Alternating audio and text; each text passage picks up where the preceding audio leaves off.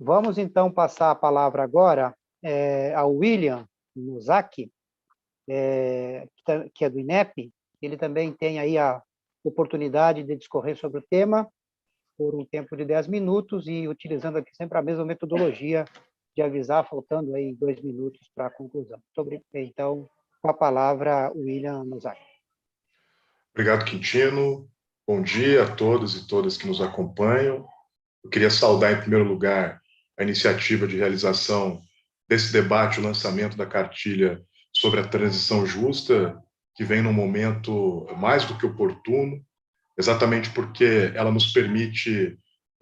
lançar um olhar sistêmico sobre a complexidade do conjunto de problemas que orbitam ao nosso redor e que impõem uma série de desafios para que esse processo de mudança estrutural no padrão de desenvolvimento possa acontecer efetivamente, né? No caso do Brasil, como todos nós sabemos, a gente atravessa uma crise marcada pela pandemia, por mais de 420 mil mortos, né, o que se soma um conjunto de problemas relacionados ao modelo de desenvolvimento econômico brasileiro. E acho que esse debate é mais do que oportuno, exatamente porque a gente passa por um período em que há uma expansão acelerada da fronteira agropecuária no Brasil, né, ultrapassando o centro-oeste em direção à floresta, e que tem sido estimulado também por uma política ambiental leniente, cúmplice do aumento das queimadas, e isso tem provocado alterações significativas nos nossos regimes de chuvas, provocando um risco hidrológico iminente no Brasil. E eu queria exatamente começar minha fala fazendo esse apontamento, esse alerta, porque a gente tem uma situação hoje no Brasil em que os reservatórios das hidrelétricas estão operando no menor nível histórico desde 1932, é o pior nível, inclusive, quando comparado às últimas crises energéticas, e isso vai impor uma série de desafios, não no longo prazo, mas mais rápido do que a gente imagina, porque vai exigir aí que se mobilize as termoelétricas a gás e outras formas de organizar esse enfrentamento contra essa possível crise energética que se desenha. E nós vamos passar por esse processo num cenário de muita dificuldade, porque em função das privatizações, dos desinvestimentos, o Brasil já não tem mais as mesmas condições de organizar esse processo de planejamento. A gente vai enfrentar problemas relacionados aí às dificuldades de utilização da nossa malha rodoviária que foi privatizada, além de outras questões relacionadas ao papel do agronegócio na nossa matriz energética. Então, além da crise sanitária e da crise econômica, a gente está às vésperas de passar por um enfrentamento muito severo de uma crise energética que, se somada à pandemia, vai colocar o país numa situação bastante complexa, não é? Como é que a gente vai organizar campanhas de racionamento de água num período em que, para poder fazer o enfrentamento da pandemia, a higiene pessoal, né, lavar as mãos é fundamental. Como é que a gente vai fazer racionamento de energia num período em que a gente precisa manter equipamentos hospitalares ligados? Então, são questões importantes que só podem ser enfrentadas a partir de uma visão sistêmica, de uma visão complexa que está por trás exatamente dessa concepção da transição justa, né? E por trás de tudo isso, existe já uma transição energética especificamente em curso. É verdade, como o Sérgio disse, que a transição justa não se resume à transição energética, mas é importante que nós observemos os fenômenos concretos que já estão acontecendo, para além dos princípios e enunciações gerais que organizam as nossas formulações, né? E chamo a atenção para o fato de que, por exemplo, embora, quando a gente discute no capítulo específico da transição energética, a necessidade de superação da utilização dos hidrocarbonetos na matriz energética global, é fundamental também levar em consideração o fato de que a indústria de óleo e gás ela já iniciou o seu processo de transição energética. Embora a transição caminhe para a superação do óleo e do gás, seria uma ingenuidade imaginar que a grande indústria de petróleo não se colocaria nesse processo de maneira bastante consistente. Então, só para dar alguns exemplos para vocês, anteontem mesmo teve uma reunião da Exxon para a recomposição do conselho de administração da empresa, onde houve uma imensa discussão sobre as novas estratégias e a definição de que ela deve aumentar os seus investimentos em renováveis, né? Pela primeira vez na história dessa major do petróleo, a gente vai ter aí três figuras ligadas às energias limpas e renováveis, com assento no conselho de administração da empresa. Conflitos análogos têm acontecido, por exemplo, na Shell. Uma parte da direção da Shell se demitiu exatamente em protesto ao fato de que a empresa definiu como parte da sua estratégia central a ampliação de investimentos em energias renováveis, né? E a própria Agência Internacional de Energia aponta que 60% dos investimentos hoje realizados no mundo inteiro em energias renováveis e limpas já está sendo feito pela indústria de petróleo, né? Então, esses elementos precisam ser levados em consideração exatamente para que a gente possa fazer um diagnóstico realista daquilo que já está em curso, para organizar, né, a nossa proposta e as nossas ações à luz do cenário que está posto. E foi com esse espírito que, em parceria com a Secretaria de Meio Ambiente da CUT, o INEP fez um estudo específico sobre a questão energética no estado do Rio Grande do Norte, baseado aí, né, a ideia era fazer um panorama, um diagnóstico preliminar das oportunidades, dos desafios e dos riscos postos nesse processo à luz da agenda da transição justa, né? Então, eu não vou ter tempo de apresentar aqui todo o estudo, mas quero fazer alguns destaques, né? Então, a gente faz um mapeamento, em primeiro lugar, faz um diagnóstico do conjunto do setor energético no Rio Grande do Norte, depois a gente elenca os desafios dessa conjuntura relacionados, como já foi mencionado aqui antes, à política de desinvestimento da Petrobras, né? A saída da Petrobras da região Nordeste impacta de maneira frontal o estado do Rio Grande do Norte.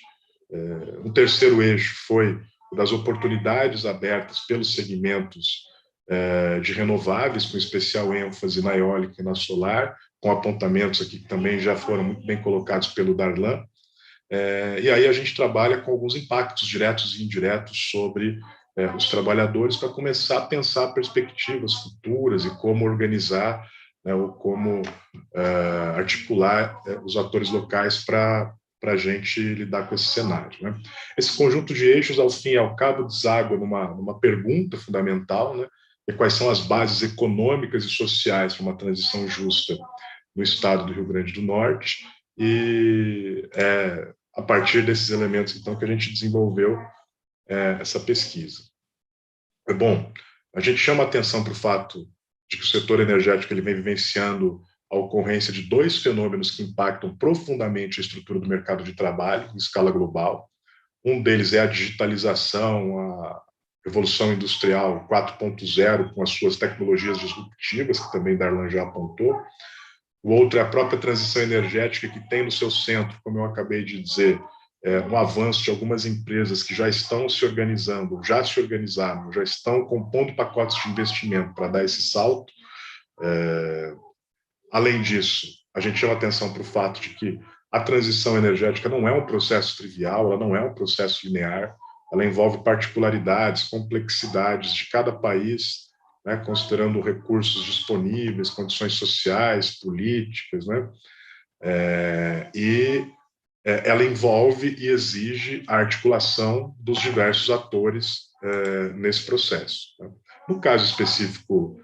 do Rio Grande do Norte, a gente chama atenção para esse desmonte da Petrobras, né, e o impacto que ele gera no Estado. A curva de evolução de produção de petróleo ou de refino de derivados no Estado é declinante em função desse cenário. Isso provoca uma série de efeitos colaterais no mercado de trabalho, como já foi mencionado aqui, do ponto de vista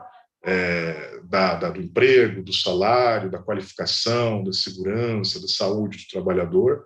e traz uma série de desafios também do ponto de vista da representação sindical e das bases necessárias para a organização dos acordos coletivos à luz dessa transformação. De outro lado, a gente tem um conjunto de oportunidades que se abrem a partir do setor de energias renováveis, com destaque para a eólica e para a solar,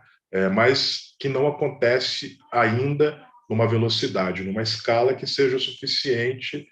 para suprir o mesmo nível de qualidade de emprego, de relações de trabalho ou de negociações coletivas que vão sendo deixados pela saída da indústria de petróleo do Estado. No entanto, apesar desse contexto que traz uma série de desafios e adversidades, nós temos um cenário do ponto de vista político que nos parece bastante oportuno para a articulação e para o diálogo acerca dessa agenda sobre a qual a gente está aqui conversando. Isso porque a gente tem, um governo estadual sensível para essa agenda, a gente tem uma arquitetura institucional que conta com a presença do Consórcio do Nordeste, como bem apontou o Sérgio, e que é um articulador, um mobilizador importantíssimo para o avanço dessa temática, além da própria disposição da CUT, que, quando nos provocou a realizar esse estudo, chamava atenção exatamente para esse conjunto de oportunidades e de possibilidades de diálogo com vistas à construção aí de uma articulação que envolvesse os mais diversos atores para levar adiante essa agenda. Então, a gente tem um conjunto de oportunidades, um conjunto de riscos, mas, ao mesmo tempo, um cenário em que a ampliação do diálogo e a interface entre esses mais diversos atores podem nos abrir algumas janelas de oportunidade para que se construa, a partir do Rio Grande do Norte, do Nordeste em geral, experiências exitosas, experiências que sinalizem para um futuro orientado pela transição justa, com propostas portadoras de iniciativas que permitam esse diálogo com esses elementos de transformação que estão postos. Então, eu quero, para concluir, deixar o convite aqui para que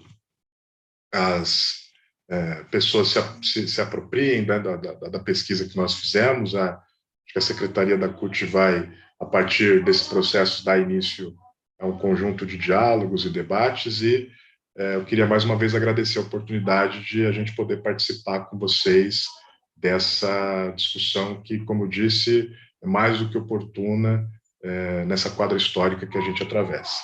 Muito obrigado. Obrigado, William. Obrigado pela sua participação, destacando também questões muito importantes aí. Chama muito a atenção essa sua primeira parte, onde tu fala do risco aí da crise energética. Realmente é um risco extremamente grande e preocupante, dado o momento que nós vivenciamos, da conjuntura e da pandemia em especial. Fico imaginando uma tragédia, mais uma tragédia sobre o povo brasileiro, além dessa que já está. Então, quero agradecer muito sua presença. Evidentemente, nós vamos continuar tratando conjuntamente, fazendo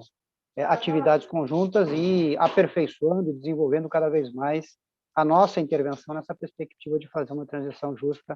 e que seja adequada para o Brasil, porque as experiências que tem, são experiências em outros países, como já foi falado aqui pela manhã,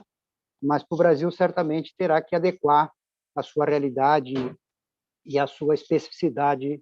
um país continental como é o Brasil, com tanta diversidade.